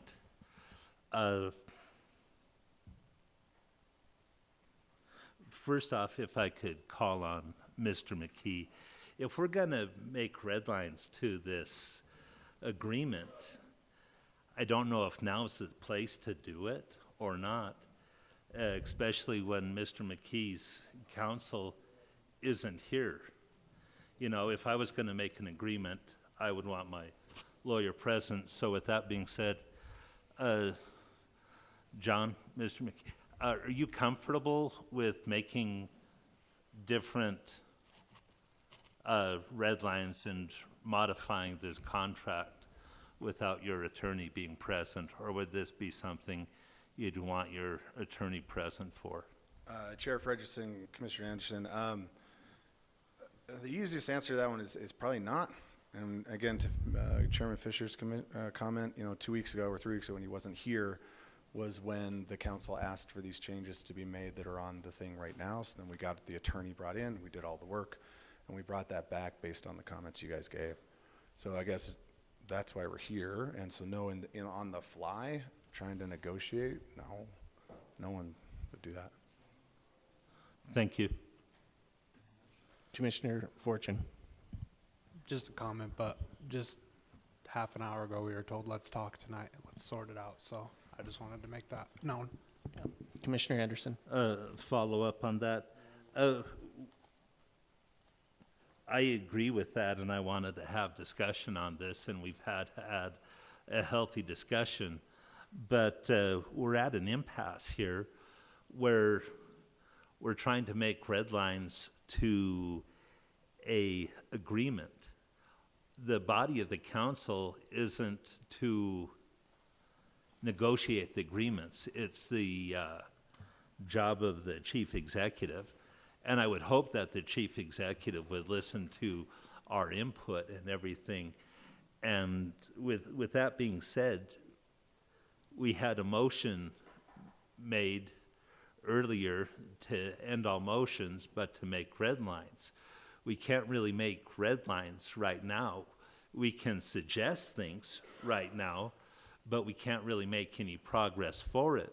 So what we really need to do, and I'll ask County Attorney Joyce if I'm right, is I think the best course of action at this time is we were basically told we have 3 options. Send it back for review, which I think Mr. McKee would want us to do, to renegotiate it, to make these changes that we bring forward, if there's any to bring forward with his attorney present, and to renegotiate it. That's option 1. And that would be to send it to judiciary, and then judiciary could send forth ideas to the parties involved and they could renegotiate it. The other option is to vote no, at which point the ordinance reverts back to the 16 and 21 revisions, or option 3, approve it as it is now. So what I'm going to ask for is somebody who voted in the affirmative on Commissioner O'Neill's motion, and I talked to Michelle and I hope that she will do this, is make a motion to reconsider. At that point, what this would do is reconsider the last vote. It would have to be 8-4, 9-3, et cetera, at least 8-4 to reconsider that vote. And what that would do is send it to my motion, which would be to pass it outright. If you do not want to pass it outright and you want to make further changes to it, you would vote no on that second motion. And then, if that one passes, it's approved and all's done. If it fails, then it goes to Commissioner Fisher's motion, which would be to send it to judiciary, and that's where these red lines could take place. But for one of those three things to happen, we have to have reconsideration of the last motion and kill it, and then vote on the other two. County Attorney Joyce. If I'm right, I'll ask County Attorney if that's correct. Mr. Chairman, Commissioner Anderson, the other two motions are no longer on the floor because you voted on the motion to end all motions and it passed. So that's the only motion that's there. The substitute motion and the original motion went by the wayside when you passed the motion to end all motions. So if you wanted to make a motion to reconsider that and revote and it didn't pass, then you'd have to come up with a different motion, which could be to hold it in abeyance or to approve it. I just would like some guidance, I think, if you're going to continue to hold this and ask that it be renegotiated, we would need to know what more you want to be renegotiated. As I indicated before, when this originally came up, when it was introduced by the chief executive a few weeks ago, the discussion was on the provisions that have now been presented to you in a red line form. If there's other provisions that you're asking the parties get together to negotiate, you're going to have to specify what those are, because it's not going to do any good to say that you want it to be reopened for negotiations when we don't know what terms you additionally want renegotiated. Okay. Commissioner Fisher. Make a motion, just hold this? No. I would make that motion.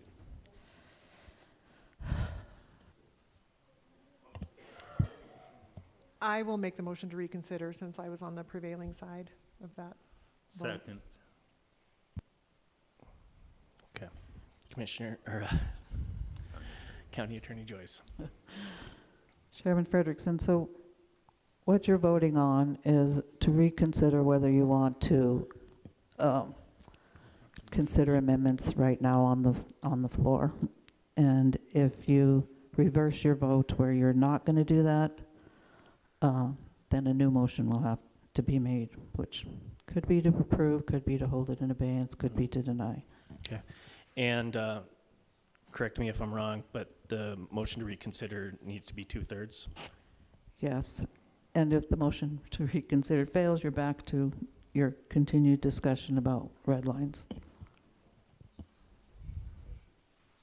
Commissioner Callahan. Well, first let me say we have a motion and a second, right? Yeah, there was a motion and a second. Is there anything on the question? Thank you. Commissioner Callahan. Is there any chance that we can just call, can I motion that we go ahead and approve the original communication? Not until it's.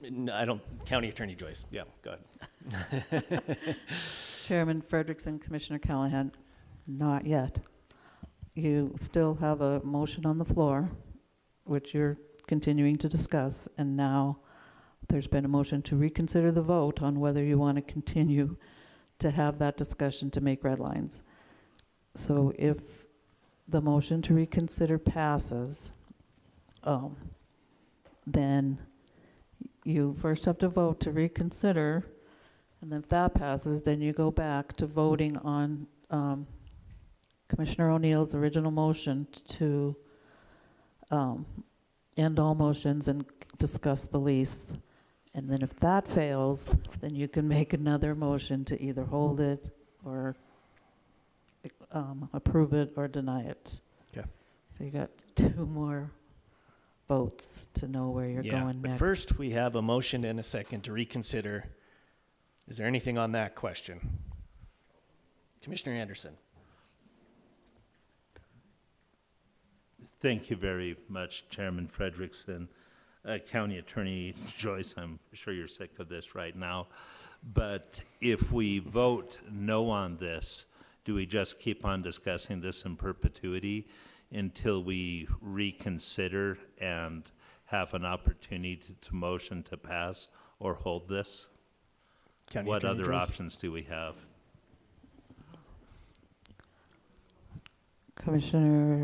Chairman Frederickson, Commissioner Anderson. Why don't you take the vote and see?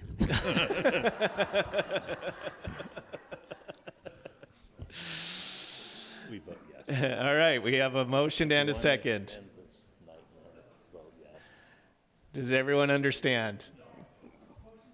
The motion is to reconsider Commissioner O'Neill's vote. His motion to end all motions, the past.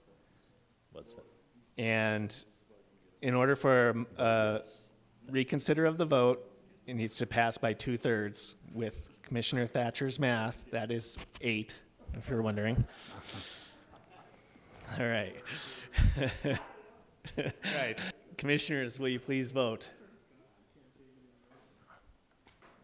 We can't change it. The only way to do it is moving it forward.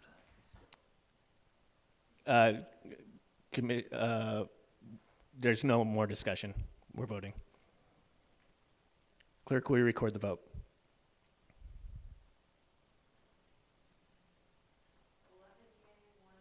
11 yea, 1 nay, motion passes. All right. So County Attorney Joyce, and then Commissioner Fortune. Chairman Frederickson, so now you're voting on his motion. His original motion. His original motion, whether you want to continue to discuss this and make red lines on the floor. Yep. Okay. Commissioner Fortune. No, you're good? Okay. So this one does not require 2/3. This is just a regular majority. Yes. Okay. Yep. Yeah. So we just reconsidered our past votes on Commissioner O'Neill's motion to end all motion to redline it. So now we've voted to reconsider that vote. So now we're re-voting on his original motion to end all motions. Yeah. And that one's just a majority. It's not 2/3. Okay. Commissioner Callahan. Could you clarify what happens if it goes yes or goes no? Well, if it goes yes, then we just continue to discuss it. If it goes no, then we need, it's completely, we're starting over. Yep. Are you messing with me?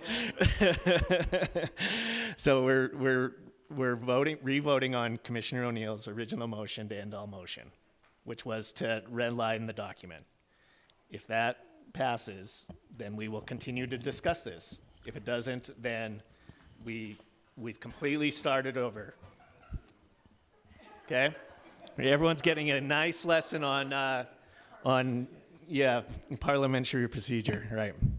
So if you vote no, then you're no longer discussing the red lines. If you vote yes, you are. And if you vote no and you're no longer discussing, and then it opens the floor up for a new motion. All right. Commissioners, will you please vote?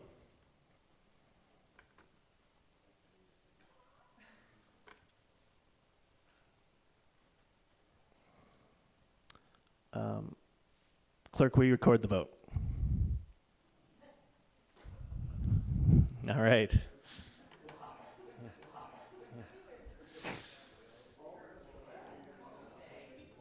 Clerk, will you record the vote? Oh, okay, that's okay. 0. Motion fails. All right. Okay. Here we are. Commissioner Anderson. Thank you very much, Chairman. After a nice, wonderful discussion and everything, I will hold true with my original intent to pass this, and I would ask that the council vote yes on this agreement, and I would make a motion to allow the chief executive to sign this agreement at this time. Thank you. We have a motion and a second. Is there anything on the question? Commissioner Fisher. Thank you, Chairman Frederickson. I don't think I can support this, and I can't vote against it, so I would like to make a substitute motion that we hold this in abeyance. We have a motion and we have a substitute motion and a second. Is there anything on the question? Okay. Do we know what we're voting on here on the substitute motion? If this fails, then it reverts to Commissioner Anderson's original motion. Okay. Would commissioners please vote?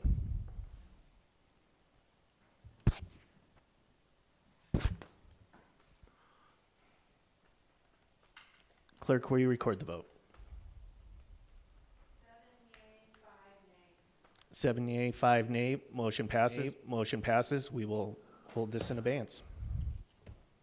Commissioner Thatcher. Thank you, Chairman Frederickson. So with it being held in abeyance, is now the time that they wish to express the changes that they want the County Attorney Joyce to go back and negotiate? Isn't that what you said, County Attorney Joyce? To be able to hold it in abeyance so they can come back and Point of negotiate? order. County Attorney Joyce.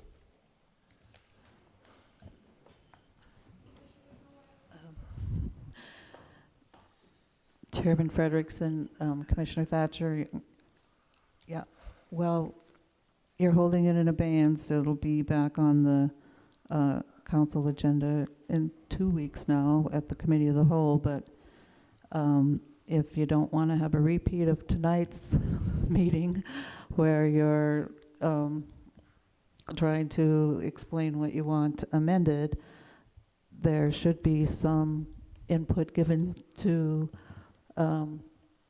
the Chief Executive's office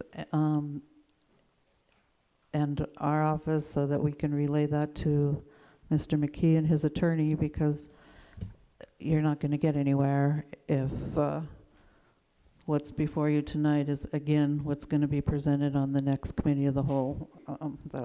Was my point, that I need to know what additional terms you want to negotiate. I guess I would ask that commissioners please contact the county attorney's office to express what they would like to see changed.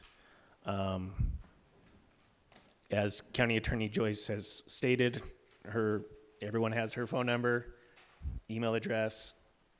Please contact her and talk with her in her office about what you would like to see changed. Commissioner Reardon. Thank you, Mr. Frederickson. I think we should just put a date on it. You know what I mean? If anybody wants to see this, I was just looking at the calendar, by March 5th, by March 4th, at the convenience of the county attorney and parties involved. Then that way nobody says they didn't know, or they forgot this, or they forgot that. And then we have that covered, and there's some time there and all that. Or you have a message on the night before the meeting again and all that stuff. This will remove the confusion.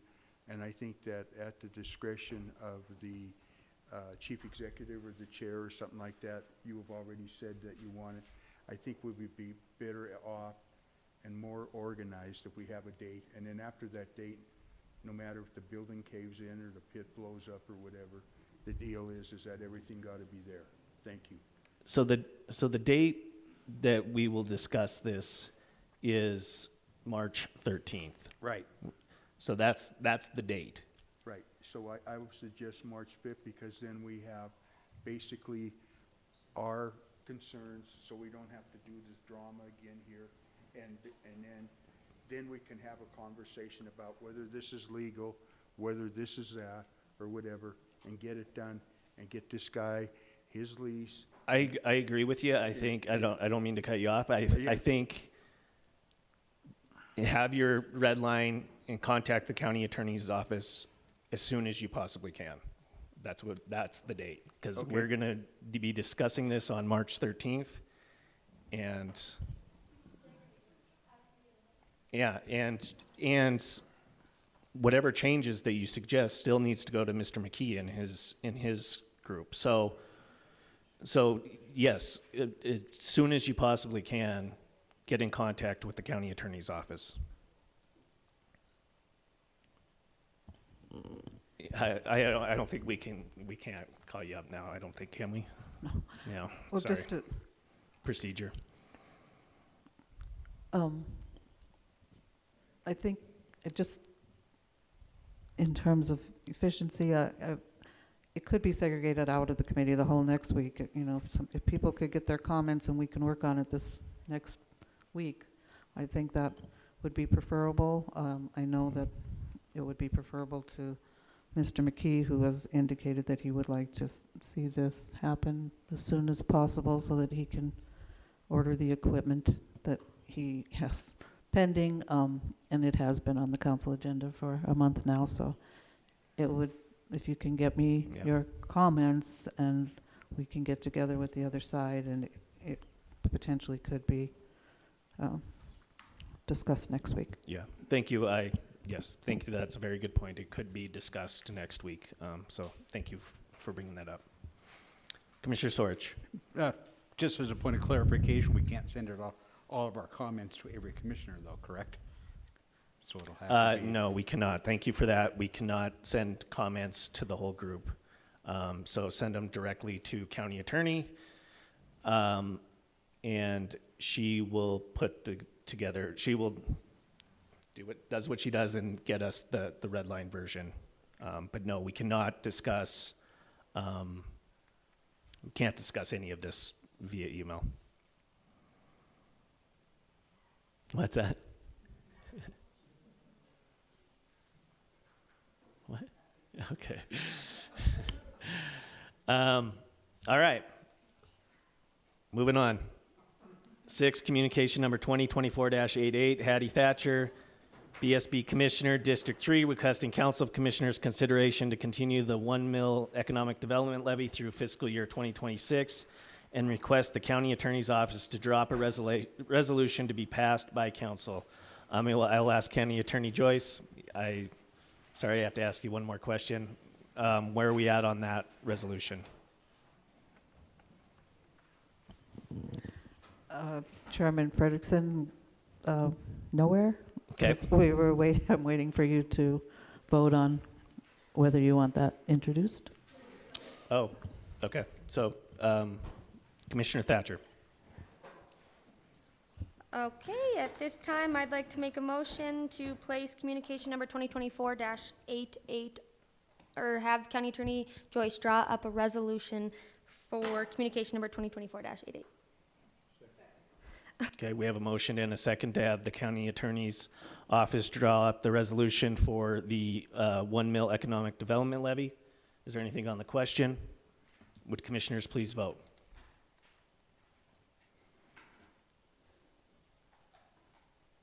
Clerk, would you record the vote? 12 yea, 0 nay. Motion passes. Motion passes. I will now ask for public comment on any matter not on the agenda. Seeing none, I'll ask for a motion to adjourn. Second. So we have a motion and a second. All those in favor, state by aye.